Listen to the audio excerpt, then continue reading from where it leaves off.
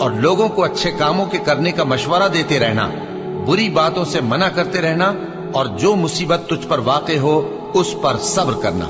बेशक ये बड़ी हिम्मत के काम हैं। और तकब्बुर करते हुए लोगों के सामने गाल न फुलाना और जमीन में अकड़ कर न चलना, इसलिए कि अल्लाह किसी इतराने वाले शेखी खोरे को पसंद नहीं करता।